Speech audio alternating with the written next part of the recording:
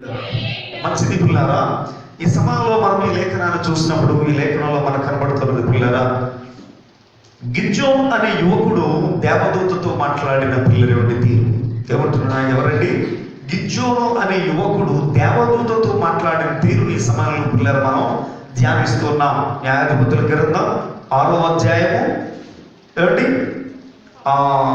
ఈ మాట 13వ వచనములో ఉంది. దేవుని బిడ్డలారా ఆలోచన చేయండి. గిద్యోను అప్పటికి ఇశ్రాయేలీయులందరూ కూడా మిద్యానీయుల యొక్క బానిసత్వంలో చేతి కింద ఉన్నారు. ఆ బానిసత్వంలో ఉన్న ఇశ్రాయేలీలు ఆ బానిసత్వాన్ని అనుభవించలేక చాలా బాధపడతా ఉన్నారు. ఇశ్రాయేలీలందరినీ కూడా మిద్యానీయులు చాలా బాధపడతా ఉన్నారు. అసలు ఏ విధంగా అంటే వీళ్ళు కష్టపడి పంట సమకూర్చుకున్న తర్వాత వీళ్ళు ఏం చేస్తున్నారు? వాళ్ళు పిల్లరా వాళ్ళ పంట అంతటిని కూర్చుకుంటున్న సమయంలో పిల్లలు చేతుకుపోతున్నారు, శత్రువులు చేతుకుపోతున్నారు మిద్యానీయులు. అయితే కష్టము తప్పటం లేదు, కష్టార్జితం ఏమైపోతుంది? పరుల పాలైపోతుంది. కష్టము తప్పడం లేదు, కానీ కష్టార్జితం పరుల పాలైపోతుంది. ఆ పరిస్థితిని చూచి చాలా పిల్లల బాధపడతా ఉన్నాడు గిద్యోను. ఏమీ చేయలేని సహాయ స్థితిలో ఉండిపోయాడు. దేవుని బిడ్డ అతడు బలవంతుడు అని లేఖనం చెప్తాం. దేవునికి స్తోత్రం కానీ. అయితే దేవదూత తనను దర్శించి చెప్పింది, పరాక్రమం గల బలాఢ్యుడా, యెహోవా నీకు తోడై ఉన్నాడని పిల్లరా ఏమండి దేవదూత చెప్పింది. దానికి గిద్యోను అంటాడు, యెహోవా మాకు తోడై ఉండిన ఎడల ఎలాగెందుకు జరుగుతుంది మాకు అని చేశాడు. దేవుని బిడ్డ అందరం దేవునికి స్తోత్రం. అంటే దేవుడు మమ్మల్ని విడిచిపెట్టేశాడు అని ఎవరు చెప్తున్నారు? ఇక్కడ గిద్యోను చెప్తున్నాడు. దేవుడు విడిచిపెట్టేశాడు. కానీ వాస్తవం పిల్లలు దేవుడు విడిచిపెట్టలేదు, దేవుడిని వీళ్ళు విడిచిపెట్టేశారు. ఇది వాస్తవం. దేవునికి స్తోత్రం కలగనగా అందరూ చప్పట్లు కూడా దేవుడు సూచిస్తామని. ఎవరిని విడిచిపెట్టేశారు వీళ్ళు? దేవుడిని పిల్లలు వీళ్ళు దేవుడు విడిచిపెట్టేవాడు కాదు. దేవుడు ఎవరు విడిచిపెడితే ఎలా ఉంటుంది చూడండి. కష్టార్జితం పనుల పాలైపోతుంది. ఇక్కడ ఏమైపోతుందండి? దేవుడు విడిచిపెట్టేస్తే కష్టార్జితం పనుల పాలైపోతుంది. ఏమండి? దేవుడి బిడ్డల ఆలోచన చేయండి. దేవుడిని మనం విడిచిపెట్టకుండా దేవుని యొద్దే మనం ఉంటే, ఆయనతో మనం కలిసి ఉంటే మన పరిస్థితి ఎలా ఉంటుందయ్యా అని అంటే దేవుడి బిడ్డల ఆలోచన చేయండి. ఇక్కడ లోటు అనేది ఉండదు. ఎలా ఉంటుందంటే ఇక్కడ చెప్తాడు చూడండి. ఎప్పుడైతే ఆ యొక్క దేవదూత వచ్చి మాట్లాడిందో అప్పుడు అన్నాడు, అయ్యా నేను నీ మాట నమ్మాలంటే ఓ పని చెయ్యి, నేను ఆహారం తీసుకొస్తాను, ఆ యొక్క అర్పణ తీసుకొస్తాను, అంతవరకు నువ్వు ఇక్కడే ఉండు నువ్వు అని అంటే, సరే అయితే నువ్వు తీసుకొచ్చేవారు నేను ఇక్కడే ఉంటాను. వెళ్ళాడు, మేకపిల్లలు తీసుకున్నాడు, పిల్లలు కోసేసాడు. దేవుని బిడ్డలను ఆలోచన చేయండి. కవ్వ సిద్ధపరిచి తీసుకొచ్చి పిల్లలు ఏమండి మామూలు నేల మీద పెట్టాడు. పెడితే దేవదూత ఉంది, అది తీసుకెళ్ళి రాతి మీద పెట్టాడు. రాతి మీద పెట్టమంటే తీసుకెళ్ళి రాతి మీద పెట్టాడు. రాతి మీద పెడితే దాని మీద నీళ్లు పోసేసేయమంటే నీళ్లు పోసాడు. పోసిన తర్వాత దేవదూత కర్రపులు తీసుకుని ఆ కర్ర యొక్క సుతను పుల్లలేండి దాన్ని ఆ మాంసాన్ని పుల్లలు తగిలించగానే బండలో నుండి అగ్ని వచ్చి ఆ మాంసాన్నంతటిని కూడా దహించేసారు. స్తోత్రం చేద్దామా? అందరూ దేవుని స్తోత్రం చేద్దామా? హల్లెలూయా. అదృశ్యమైపోయాడు. అప్పుడు అయ్యో నేనేమో దేవుడిని చూసేశాను అని గిద్యోను కంగారు పడుతున్నాడు. అప్పుడు దేవుడు మాట్లాడాడు, గిద్యోను నువ్వు భయపడక, నువ్వు చావని చెప్పాడు. దేవుడికి స్తోత్రం కనుక. హల్లెలూయా. నువ్వు మరణించవు గిద్యోను, నువ్వు మరణించదు. నేను నీ ద్వారా ఇశ్రాయేలును విడిపించబోతున్నాను, మిద్యానీయుల చేతుల నుంచి ఇశ్రాయేలును విడిపించబోతున్నాను అని చేసి, సరే మరి అయితే నేను ఏం చేయాలి అని చేసి ముందన్నాడు, నీవు నా చేతులతో నా ద్వారా మిద్యానీయుల చేతుల నుంచి ఇశ్రాయేలును విడిపించేలా ఉంటే నాకు సూచన కావాలి అని. ఏం కావాలో అడిగాను. ఇదిగో నేను ఈ గొర్రె బొచ్చు ఉంది కదా, దీన్ని నేల మీద పెడతాను, చుట్టూ ఎక్కడ మంచు పడకూడదు, ఈ బొచ్చు మీదే పడాలన్నాడు. ఏమన్నాడు? అందరు నా వైపు చూసి విన్నారు. చుట్టూ ఎక్కడ పడకూడదు, చుట్టూ నేల మీద ఎక్కడ కూడా చుక్క మంచు పడకూడదు, ఈ బొచ్చు మీదే పడాలన్నాడు. అలాగా రాత్రి నేల బయట పెడితే ఆ బొచ్చేననింది కానీ ఎక్కడ పిల్లల నేల నానలేదండి. స్తోత్రం చెబుదామా? వచ్చాడు పిల్లడు. పిల్లలు ఏం చేశాడంటే దాకలో పిల్లలు ఏం చేసి గిన్నెలోని ఆ నీళ్ళు అంతా పిండేశాడు. పిండేస్తే నీళ్ళు పిల్లల నీటికి ఏమైపోయింది? పాత్ర నిండిపోయింది. అంత మంచు వచ్చింది, అంత మంచు కురిసింది. దేవుడు కానీ చుట్టుపక్కల ఎక్కడా పడలేదు. అయితే అన్నాడు, నా మీద కోపగించొద్దు, ఈసారికి ఇంకొక దర్శనం నీ కావాలి ఏది కావాలి అనేది చేసినాడు. ఇంకొక సూచన చూపించినాడు. ఏం చేయాలంటే ఈసారి పెడుతున్నాను కదా, ఎండకి గంట బాగా ఆరిపోయింది, దీని మీద పడకూడదు, చుట్టూ పడాలి. ఏం చేయాలి? దీని మీద నేల మీదే పడాలి కానీ దీని మీద బొచ్చు మీద పడకూడదు అని చేశాను. అలాగే ఆ 2వ రాత్రి కూడా జరిగింది. దేవుడికి స్తోత్రం కలిగి. అప్పుడు దేవుడు అన్నాడు, దేవుడు అడిగింది గిజ్జోను అడిగింది దేవుడు చేశాడు, మరి దేవుడు అడిగింది గిజ్జోను చేయాలి కదా, ఇది ధర్మమే కదా. నువ్వు ఏమడుగుతావో అది దేవుడు నీకు చేస్తాడు. అయితే ఆయన అడిగింది నువ్వు చేయడానికి సిద్ధంగా ఉండాలి. దేవుడికి స్తోత్రం కలిగి. ఆయన ఏదైనా నువ్వు అడుగు చేస్తాడు ఆయన. మరి ఆయన అడిగింది నువ్వు చేయడానికి సిద్ధంగా ఉండాలి. అయితే మోసగాడు పిల్లరేవాడి చాలా ప్రమాదం సుమా. యాకోబు తుంటెనరం తెగిపోయిందండి. ఎందుకు? మోసం చేశాడు, దానికి ప్రయత్నం చేశాడు కాబట్టి. మోసం చేయకూడదు. నువ్వు అడిగింది దేవుడు చేస్తున్నాడు, మరి నువ్వు దేవుడు అడిగింది నువ్వెందుకు చేయవు? దేవుడు అడిగింది నువ్వు కూడా చెయ్యాలి, తప్పకుండా జరిగించాలి. దేవుడు అన్నాడు, ఇదిగో నీ తండ్రి విగ్రహం నిలబెట్టాడు కదా, ఆ బలిపీఠం పడగొట్టి ఆ విగ్రహాన్ని ముక్కముక్కలు కింద చేసి నీ తండ్రి దూడను మేపుతున్నాడు. ఎన్ని 2 ఏళ్ళ ఎన్ని సంవత్సరాల దూడ? 7 ఏళ్ళ దేవుని బిడ్డలారా, 7 ఏళ్ళ 2వ యుద్ధం 7 ఏళ్ళు వయసు ఉన్న 2వ యుద్ధం. ఆ యుద్ధం తీసుకుని నువ్వు నీ తండ్రి కట్టించిన ఆ బలిపీఠాన్ని పడగొట్టేసి దానికి పైగా ఉన్న దేవతా స్తంభం ఉంది కదా, దాన్ని నరికేసి తగిన ఏర్పాటుతో ఈ బండ కొనను నీ దేవుడని యెహోవాకు బలిపీఠము కట్టి ఆ 2వ కోడెను తీసుకొని వచ్చి నీవు నరికిన ప్రతిమ యొక్క కర్రతో దహన బలి అర్పించుమని అతనితో చెప్పాను. దేవునికి స్తోత్రం కలిగి ఉంటాడు. గట్టిగా దేవునికి స్తోత్రం. గిజ్జోనికి ఏం కావాలో సూచన గిజ్జోను బలపరచడానికి దేవుడు చేసినప్పుడు మరి గిజ్జోను ఏం చేయాలి? దేవుడు చెప్పినట్టుగా చేయాలి కదండి. ఇప్పుడు అదే మిగులుంది. ఎంతగా ఆలోచన, దేవుడు నాకు ఇది చేశాడు అని చెప్తున్నావు, మరి దేవుడు ఏది కోరుతున్నది నువ్వు చేస్తున్నావా? అది మాత్రం చేయండి. అది మంచిది కాదు. దేవుడు నీకు కార్యం చేస్తున్న నువ్వు దేవుడు చెప్పింది చేయడానికి సిద్ధపడి కానిగానే కార్యం చేస్తాడు. దేవునికి స్తోత్రం. హల్లెలూయా. దేవుడు వీళ్ళని ఆలోచించి గిజ్జోనుతో చెప్పినప్పుడు గిజ్జోను దాన్ని చేయడానికి సిద్ధపడ్డాడు. అయితే పగలు చేస్తే ప్రజలు అడ్డుపడతారు. పగల కాదు రాత్రులు చేద్దామని తన పనివారితో పిల్లలేమండి రాత్రి బలిపీఠం పడగొట్టేశాడు.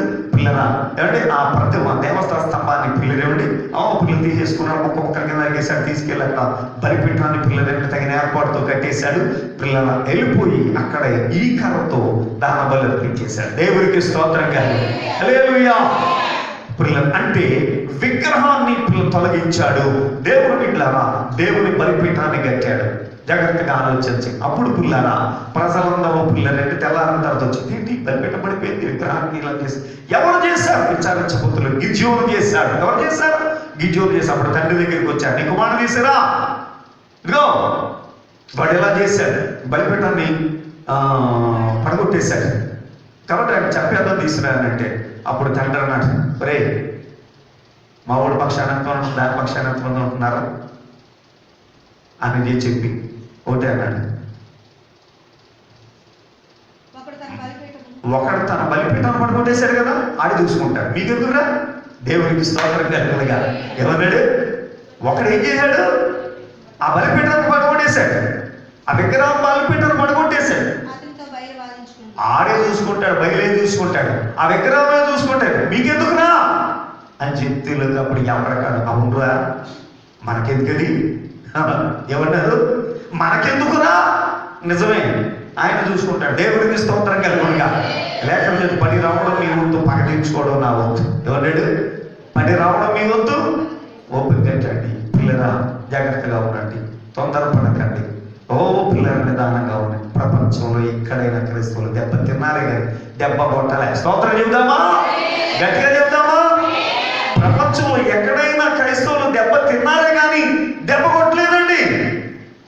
జాగ్రత్తగా ఆలోచించండి. అలాగ పిల్లలు చేసి ఎంతో దేవుని బిడ్డలారా ఆలోచించండి పిల్లరా. ఏమంటే దేవుడు మహిమపరిచారు. దేవుడు మనవలకు పిల్లరా ఏమండి సహించే వారం కావాలి. దేవుడి నిమిత్తం ఏ పాపం లేకుండా పిల్లల నుండి మనం దెబ్బతింటే దేవుడి దగ్గర చూసారు. దేవుడి నిమిత్తం పిల్లరా మనం పిల్లలు జాగ్రత్తగా ఉండాలి. పిల్లల మనలో తప్పు లేనప్పుడు దేనికి భయపడకూడదు. దేవుడు చూస్తే మనకు ఆధారమైన వాడు ఆయన కనుక ఆయన బలవంతుడు, ఆయనకు అసాధ్యమైనది ఏది కూడా లేదు. దేవునికి స్తోత్రం కలుగునుగా. హల్లెలూయా.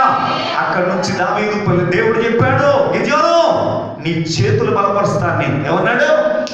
వినండి, నీ చేతులు నేను బలపరుస్తాను, పదా యుద్ధానికి పదా. నిజమే, మన చేతులను పిల్లలు బలపరిచి మన బ్రెయిన్లకు పిల్లలు ఏం చేశారు బట్టి పోరాటము నేర్పే దేవుడని యెషయా గ్రంథం పిల్లల కీర్తన గ్రంథంలో మనం చూస్తున్నాం. అయితే పిల్లరా యుద్ధానికి పదమని చెప్పాడు. అప్పుడు పిల్లలందరూ కౌరింపించాడు. కౌరింపించేసరికి 30,000 మంది వచ్చేసారు. ఎంతమంది అండి? 30,000 మంది వచ్చేసారు.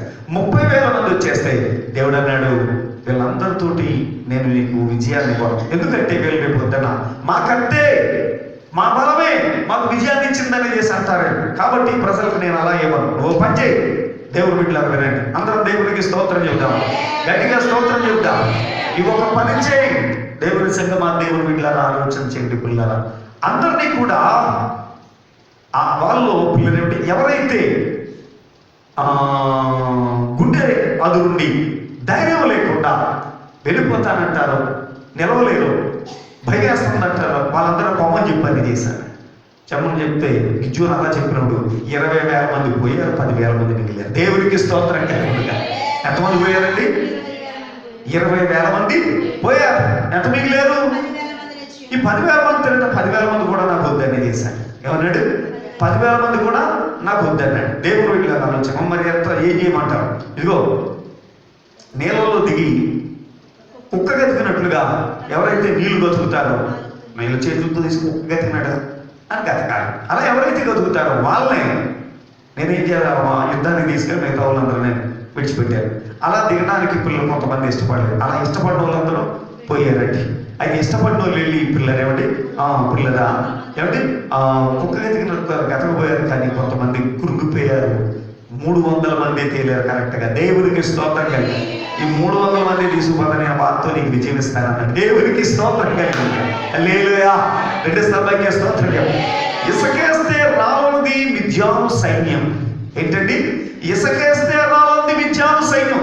దాని మీదకు 300 మందితో యుద్ధానికంటే చిన్న విషయమా చెప్పండి? కాదు.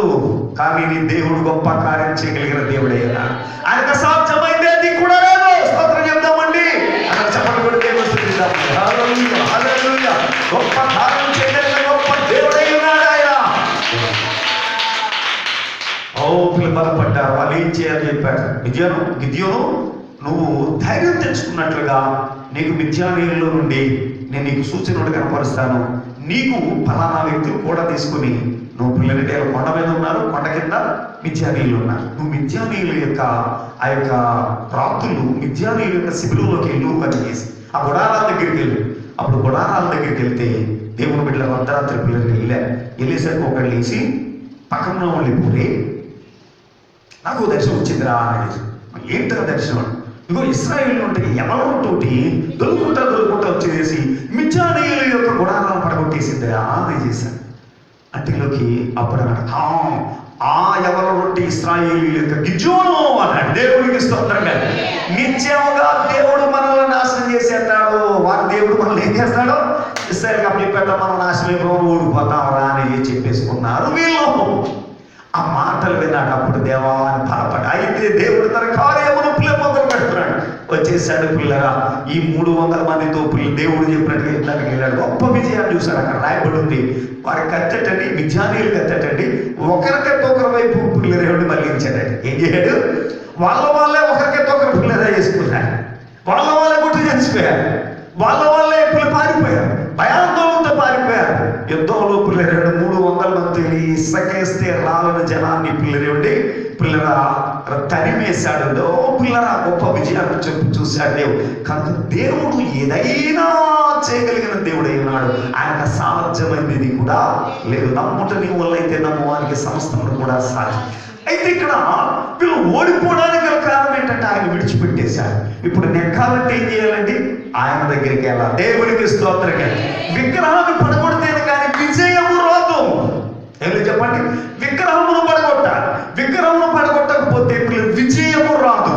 విజయము పిల్లలు చూడాలంటే విగ్రహం ఉండకూడదు. ఇది ప్రభు చెప్తున్న పిల్లలు. కనుక దేవుని బిడ్డలారా, విగ్రహం తీసిపోయాడు. నీకేం కావాలి? నీకేం కావాలి? విగ్రహం తీసేయడానికి ఏ నిదర్శనం కావాలి? ఏ దర్శనం కావాలి? ఏ సూచన కావాలి నీకు? ఈ సూచనలు, ఈ దర్శనాలు, ఈ వేళ్ళు, ఈ పిల్లల సమస్తములు కూడా నీవు విగ్రహమును తొలగించడానికే.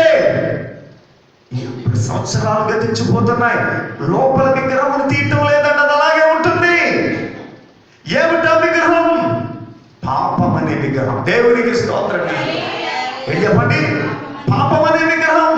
ఆయనకు వ్యతిరేకముగా దేవుని బిడ్డలను ఆలోచన చేయండి. ఆయనకు వ్యతిరేకముగా పిల్లలు, ఆయన కాదని ఆయన స్థానంలో పిల్లలు ఏదైతే మనసులో పెట్టుకుంటావో అదే విగ్రహం. ఓట ముందర రమ్మంటే ఏముంది? శిరోమణి గారు ఏముందండి?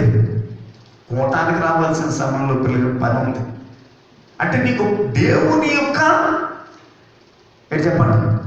దేవుని యొక్క పని కన్నా, దేవుని సన్నిధి కన్నా నీకు ఎక్కువేంటి పని? ఆదివారం ఆరాధన కన్నా బంధువుల దగ్గరికి వెళ్ళిపోయి పిల్లలు ఏంటి ఏంటది ఆ ఫంక్షన్లో పాల్గొన్నారు. కోటం కన్నా మిన్నైంది ఏది ఉండదు. అది అబ్రహాము జీవితంలోనే మనకు నేర్పిన గొప్ప సత్యం. దేవునికి స్తోత్రం. కానీ అబ్రహామా, నీ బంధువుల్ని నీ వాళ్ళందరూ విడిచిపెట్టి వచ్చేవంటే విడిచిపెట్టి వచ్చేసాడండి. ఏం చేశాడు అంటే, నాకు వాళ్ళగా నువ్వే ఎక్కువయ్యా. స్తోత్రం చెప్తాను. హల్లెలూయా. నా తలంపంతా నీవే యేసయ్యా, నీ కోరినంతా నీ తోడే కదయ్యా. నా తలంపంతా నీవే యేసయ్యా, నీ కోరినంతా నీ తోడే కదయ్యా. ఉప్పొంగుచున్నది నాలో నీ ప్రేమ, నీ త్యాగమే యేసయ్యా. హల్లెలూయా. గట్టిగా దేవునికి స్తోత్రం. నా తలంపంతా నీవే, నీ కోరేదంతా నీతోడే కదయ్యా. నిజమే. మా పాట పాడేస్తారు. ఏం చేస్తారండి? పాట పాడడం దేనికే? ఆ బ్రతుకు పిల్లలలాగుందా? అబ్రహాము చూపిస్తున్నాడు, నీకన్నా నాకు ఎక్కువ. ఆయన వాళ్ళందరూ వదులుకుని బయటకు వచ్చాడు. అబ్బా పిల్లలండి. అయితే పిల్లల ఆరాముకు వచ్చేసరికి దేవుని బిడ్డలను ఆలోచించండి. పిల్లలు అక్కడ తన యొక్క తండ్రి ఆరాము తండ్రి ఉన్నాడంటే, నాయనా ఇక్కడ నీళ్ళు ఉన్నాయి కాబట్టి ఇక్కడ ఉందాం, నీళ్ళు లేని ప్రదేశానికి ఎక్కడికి వెళ్తాం, ఇక్కడ ఉండిపోదామని అంటే, సరే తండ్రి మాట కాదనుకుంటే అక్కడ ఆగాడు. అప్పుడు దేవుడు తండ్రిని తీసేసుకున్నాడు, తెరాహం తీసేసుకున్నాడు. దేవునికి స్తోత్రంగా. ఏం చేశాడండి? తెరాహం తీసేసుకున్నాడు. నువ్వు ఏదైతే దేవునికి ఎక్కువ, దేవుని కన్నా ఎక్కువగా పిల్లలేంటి ఉందని మనసు పెడతావో దాన్ని దేవుడు తీసేస్తాడు. ఆస్తి తీసేస్తాడు, పిల్లల ఆరోగ్యం తీసేస్తాడు, పిల్లలు ఏదైతే అది పిల్లలు తీసేస్తాడు. కాబట్టి నీకు దేవుని కన్నా ఎక్కువ ఏది కూడా ఉండకూడదు. అది ఆయన కోరి. దేవునికి స్తోత్రంగా. హల్లెలూయా. తెరాహం తీసేసుకున్నాడు. అప్పుడు పిల్లలు దేవుడు ఆయనతో మాట్లాడు, పద అబ్రహాము పద, నేను చూపించే దేశానికి కదా, నువ్వు ఊహించాడు కదా, నేను చెప్పే దేశానికి పద అని చేశాడు. అలాగే ఆయన చేశాడు. అబ్రహాము వెనక తీడు, కానీ పిల్లలు ఏమని కనుక ఏదైతే ఉందో అది తీసి పారేస్తాడు. మనం ఏదైతే పిల్లలు ఆశించి పిల్లలు వెనకబడుతుంటే అదే తీసి పారేస్తారు. స్తోత్రం చెప్దామా? రెండో స్తోత్రం చెప్తాం. హల్లెలూయా. దేవుని సంగమా, దేవుని బిడ్డలారా ఆలోచన చేయండి. పిల్లలు మళ్ళా లేక వృద్ధాప్యంతో కొడుకునిచ్చి బలిచ్చేమంటే పిల్లరా వెనకాడాడా? వెనకాడాడండి. వినాలి. వెనకాడలేదండి. కత్తెత్తేశాడు. ఏం చేశాడండి? అవార్డు మీద కత్తెత్తేశాడు. అది ఆయన కోరుకోండి. ఆయన కన్నా ఎక్కువైంది నీకు ఏది ఉండకూడదు. బొట్టు తీసేమంట పోతాడండి అంటే ఆయన కన్నా నీకు బొట్టు ఎక్కువ. పిల్లలు ఆ కర్ర తీసే, ఆయన కన్నా నీకన్నా ఏది నీకు ఆయన కన్నా ఎక్కువైంది ఏది ఉండకూడదు. అన్నింటినీ తొలగించేయాలి. దేవునికి స్తోత్రంగా. ఏం చేయమంటే అదే చేసేయాలంటే స్తోత్రం చెప్తామా? రెండో స్థాయికి స్తోత్రం చెప్తామా? దేవుని సంగమా, దేవుని బిడ్డలను ఆలోచన చేయండి. ఆ రోజుల్లో భక్తులు పిల్లలు దేవుడు ఏది చేయమంటే అది చేసేసేవారు అంతే. నీ ఇళ్ళ మీ సువార్తకు ప్రేమించమంటే తీసుకొచ్చి ఇచ్చేసావు. నువ్వు ఎంత కానుకమంటే తీసుకొచ్చి ఇచ్చేసేవారు. నువ్వు అలా చేయమంటే చేసేసేవారు. నువ్వు నీ పరిపాలన విడిచిపెట్టి సువార్తనమంటే వచ్చేసారని స్తోత్రం చెప్దామా? ఏది పిల్లరా దేవుని కన్నా ఎక్కువగా ఏది ఎంచుకోలేదండి, అన్నిటినీ పెట్టగా ఇచ్చేశారు. కానీ దేవుని బిడ్డలారా ఆలోచన చేయండి. ముందెవరు చెప్పండి? ఆయనే. స్తోత్రం చెప్దామా? హల్లెలూయా. రెండుసార్లు పైకి స్తోత్రం. అందుకే భక్తుడు అంటాడు, లేక